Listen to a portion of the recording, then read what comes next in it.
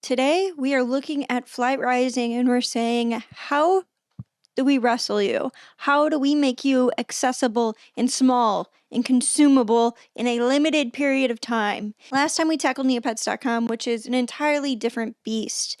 Neopets is kind of like if a spaghetti code managed to capture an archive of 90s Flash games and build an economy simulation around that scenario.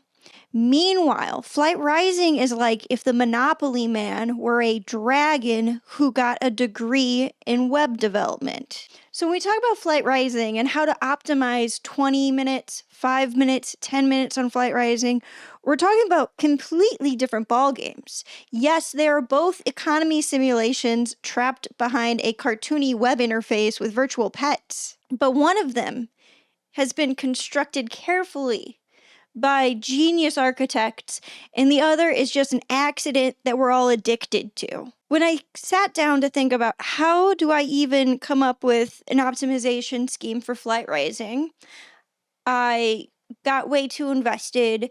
I started spending 6 hours on the game, and I had to completely quit technology. So we're not taking it from that perspective because I've spent many hours, many days of my life trying to optimize my Flight Rising playing cycle.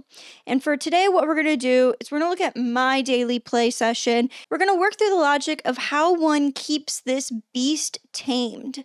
Because if you do not tame the Flight Rising beast, it can take over everything. 5-10 years ago, this video would have been very different because the beast was small. It was a baby. It only had, like 5 to 10 features worth doing. And now it is everything. It's like the masterpieces of the plan fell into place. And now we have this giant monstrosity that is Flight Rising. And because I've been playing it for I don't know, I don't want to talk about the years, a dozen years, I have a different playscape than somebody joining today. The first 5 minutes on Flight Rising, it's amazing what you can do. Most of what I do on Flight Rising is done in 5 minutes because most of my play sessions are under 5 minutes, right? I have a demanding life. I'm in school, I've got animals, I've got a household. Playing the computer is not my primary concern in this time of my life. When I log on to flightrising.com, more likely than not, I'm going to be spending on average 5 minutes or fewer because just the amazing breadth of what you can accomplish in 5 minutes on Flight Rising is insane. We're going to log in and there's going to be some alerts. I'm going to clear those alerts, set something up in Baldwin's bubbling brew, break something down, usually most of the time. Then I'm going to go over and I'm going to dig somewhere just to get it started. If you spend longer than 30 minutes on Flight Rising, you're gonna have the opportunity to do something intentional and structured at Baldwin's and the dig site. So the very first thing that I do is set those up so that if I am on later or whatever and I have that time for intentionality, I could do that later. The very next thing that I do is I go to my dragon lair and I feed my dragons. So up to this point, the 3 things that I've done have been completely defined by the alerts area. We've got up on the top right of your screen how much energy your clan has. If it's at 100%, you get 1 gem a day and more gathering turns. So it is beneficial to stay at 100% if you can. However, I do not think that anybody should put their life on the back burner in order to accomplish these goals. So if you've got something bigger going on, I do not think that you should stress out about keeping your dragons fed or whatever. Now, that being said, this is a daily average for the last 3 days type of scenario. So if you can find 2 minutes, 20 seconds through your week, it's totally fine to log in and do this. I find it to be worthwhile to some degree to keep my dragons generally fed. So that's why that's one of the first things that I do when I log into Flight Rising. So now you've spent 2 minutes on the website. You've gotten a lot done. What we're going to do now is we're going to go to the trading post and I work my way reverse clockwise through the trading post. So I start with Fiona's familiars and I bond with all of those really quick. It's a boring activity, but you do it. And then you jump over to Arlo's Ancient Artifact. This is where we were digging earlier, but we are going to muster some resources. Then we're going to jump back up to the top to Pinkerton's pile, grab something. Then we're going to head to the left to Crim's collection cart and just spam through. I always trade if I humanly can because you can't generate these. This is a time-based activity. It refreshes every hour. I'm not usually on throughout the day in order to catch many refreshes. So I'm willing to take the loss here because there are achievements to be earned for doing so many of these trades. So I do the trades even if it's kind of at a loss for me compared to the market price for an item. The next thing that I do, and I do not do this every time because it is so mind-numbingly frustrating for me, is Tomo's Trivia Tablet. And for the sakes of this video, I actually read the questions before rapidly picking a selection, but usually I just spam one answer. There is an achievement associated with getting the right amount of answers, but this life is short and I'm not going to memorize and then spend time reading these. It's randomly oriented which answer will be where, so I just kind of spam it because I don't particularly care to put more effort into this activity than a minute. And now we've made it through the trading post and we still haven't even spent 5 minutes on Flight Rising. That's why I love Flight Rising. Now we're going to go ahead and open the pursuits in the achievements tab. And I have had a long journey with Flight Rising achievements and pursuits. I did think about making a video just to cover that topic, but then I was like, nobody wants to hear me rant about something. So I'm just going to bury it in this video right here because I do think this is important. So Flight Rising has these pursuits and it is like a daily quest or a quest oriented to a period of time. You have some tasks that are so great that it's going to take multiple days, therefore it becomes a weekly quest, and then there are some quests that have even more, so they become like a monthly quest. And my advice here is don't be a completionist. First of all, I've done the math, and you could totally max out that bar by just doing some of the monthly, some of the weekly, and some of the daily. And matter of fact, you can skip a lot of the daily quests. And I highly recommend that instead of saying, I am going to do all of this unpleasant, unenjoyable labor on Flight Rising and turn myself into an employee, make the game fun. Only do the activities that you enjoy. And I cannot stress this enough. It's not worth not enjoying the game. They did not roll out this feature so that you would pick up labor. That's not the goal here. The goal here is that people who enjoy doing the daily quests or doing all of them will do it, and it doesn't punish you. There's no punishing component of the Flight Rising pursuit, so please don't punish yourself over them. I get so into I need to do everything. I had logged how long it took me to do every activity on Flight Rising that could possibly pay off in a pursuit, in an achievement. The achievement system is different than the pursuit system, and I had fed it into ChatGPT. I was consulting with ChatGPT daily over what my optimized playing session on Flight Rising should look like in order to achieve as many achievements in a short period of time. And what it looked like was that I would be doing just mind-numbingly boring activities for 2 hours a day for 60 days. But on the flip side, then I would be done with the achievements. At a certain point, I just had to stop myself and be like, wait a minute, this is killing the fun. This makes the game not fun anymore. I don't like doing this. So what if it's going to take, 5 to 10 years for me to fill out these achievements doing it slowly? I'm going to have fun doing it. And that's the point of the game. I only learned that, however, after doing a lot of joyless achievements and after getting a dumb phone and distancing myself from social media and technology overall. Because fundamentally, I do think that you need to think, beautiful viewer, my good friend, person who's watching this video, what is fun? and then do that thing. Sometimes in life, I will like be in a down mood, and because I like to analyze things, I'll ask myself like, what are the indicators of this bad mood that I've been in for like several days now? Like, what could an objective observer see when looking at this situation? And how would they be able to be like, Julie's doing that thing, so she must be in a bad mood? And I discovered that, like, if I've been locked at my computer for like 3 hours, I'm probably in a bad mood. I might be depressed if I'm locked at my computer for like longer than 3 hours for like multiple days. Like, that's not a good indicator for Julie. And I don't really know if that's just like a self-fulfilling prophecy or how it works, but like I try to ask myself like at regular intervals, what are those markers that like I'm not super happy? And it's like when I start optimizing too much my playing session, that's an indicator that like the game's not being fun for me and I'm not doing a fun activity, and that I'm probably not getting like the serotonin that I should be getting from this activity. And more importantly, that I get a heck of a lot of serotonin from doing stuff in meat space. I do love the virtual space a lot, but it's only so fulfilling and so satisfying. And I've had to learn like the hardest way of all hard ways that like I actually get more out of life when I'm in the process of touching grass, meaning away from a screen. So, I mean, take that as you will.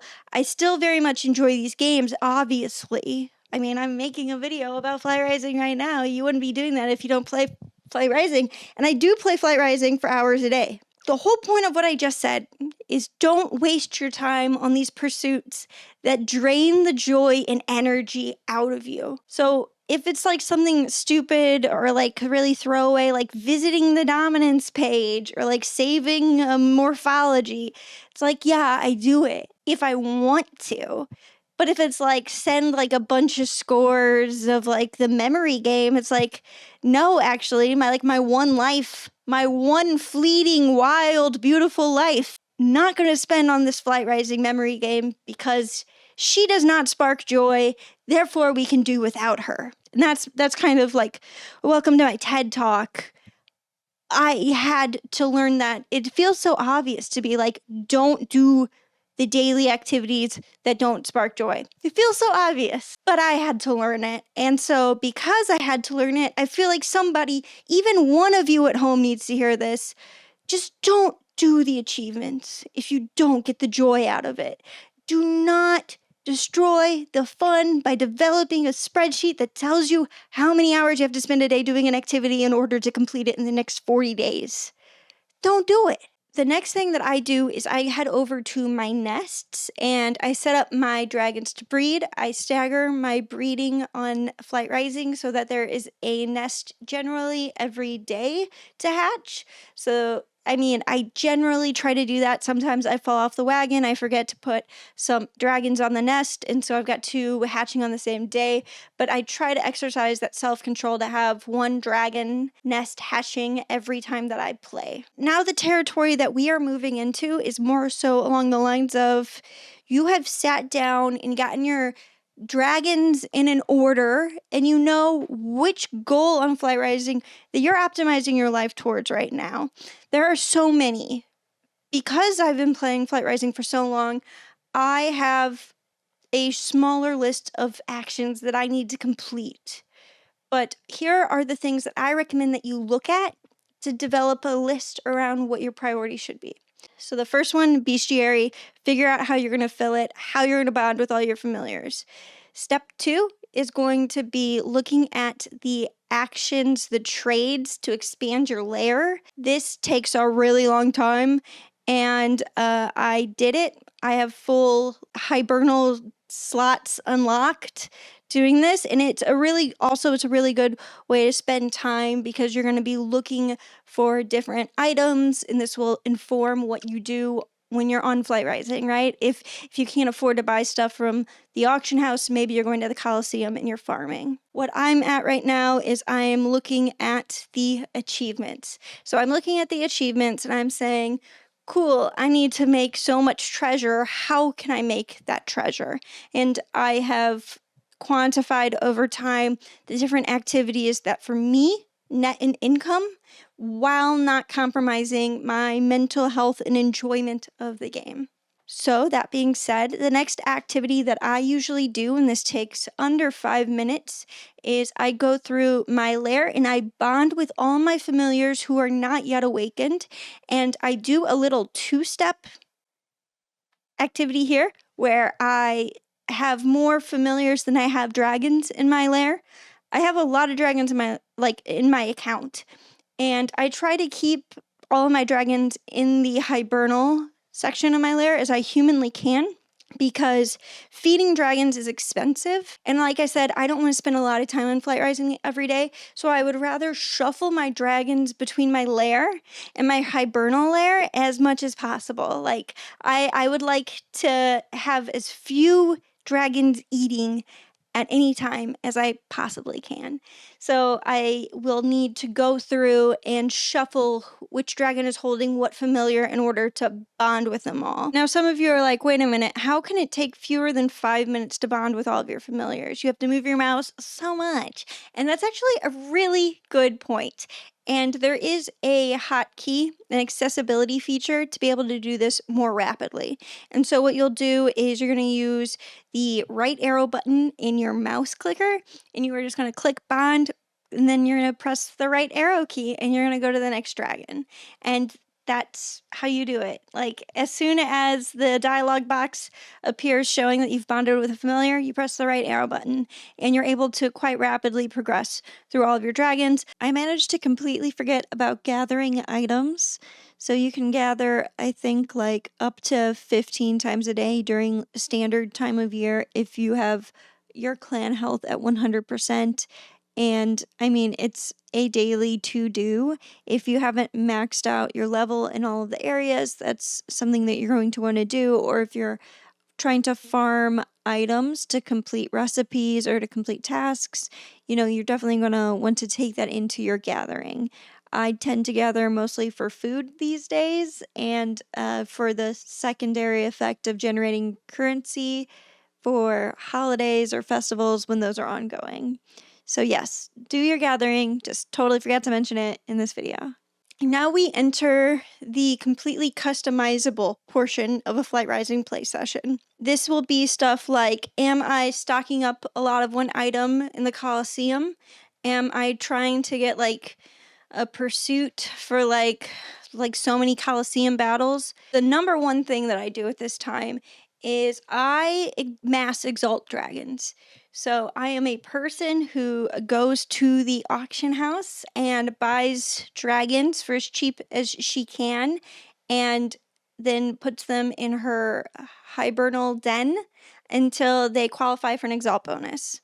At this point in my play session, what I'm going to do is I'm going to go to my lair. I'm going to look at my dragons that I currently have for sale, and I'm going to filter them by dragons that currently qualify for an exalt bonus.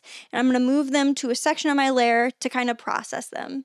I do the same for my hibernal den. We'll look for all of the dragons with an exalt bonus where I have unlimited time and limited responsibilities.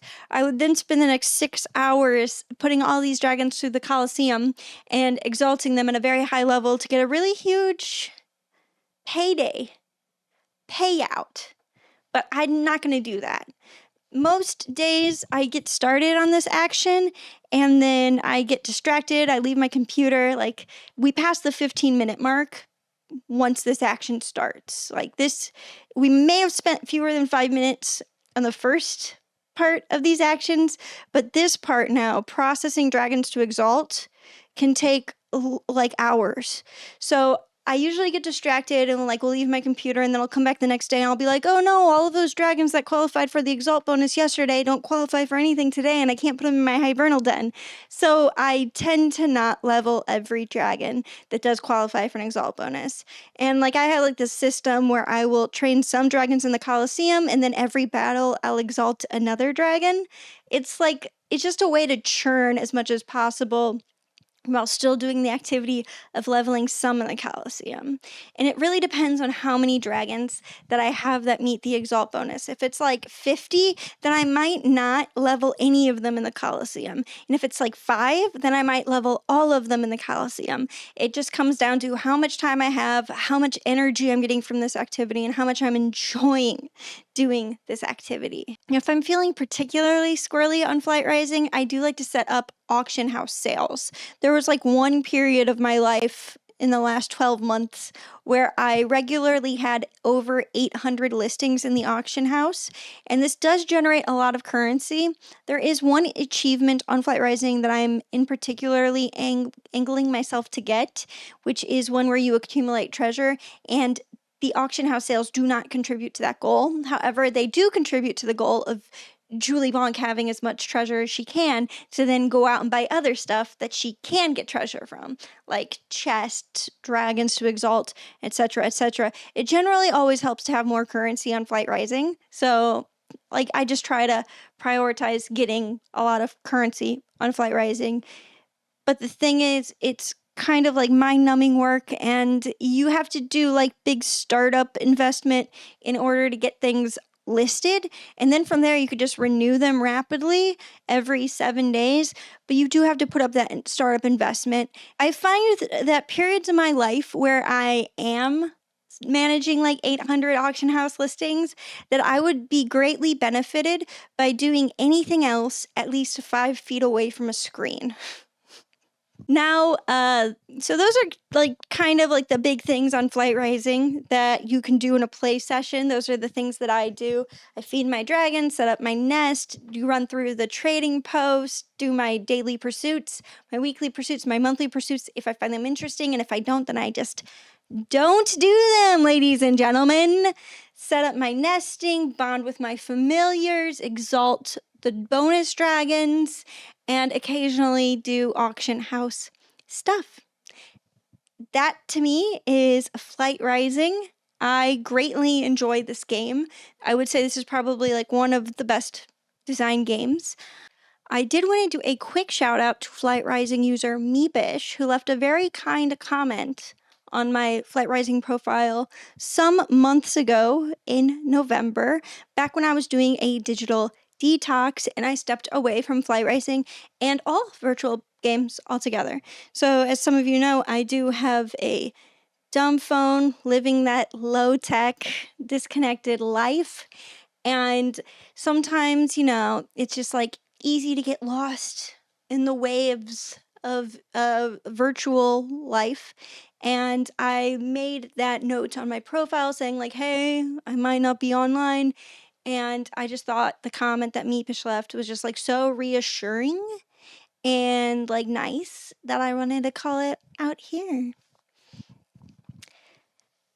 I love Flight Rising. I really enjoy it. I have a complicated relationship with how playable it is, but I hope that this video cleared up like how to figure out what to do on Flight Rising and like what to prioritize in your own playing sessions. So anyways, I guess I will see you guys on the forums. Have a nice day. Bye.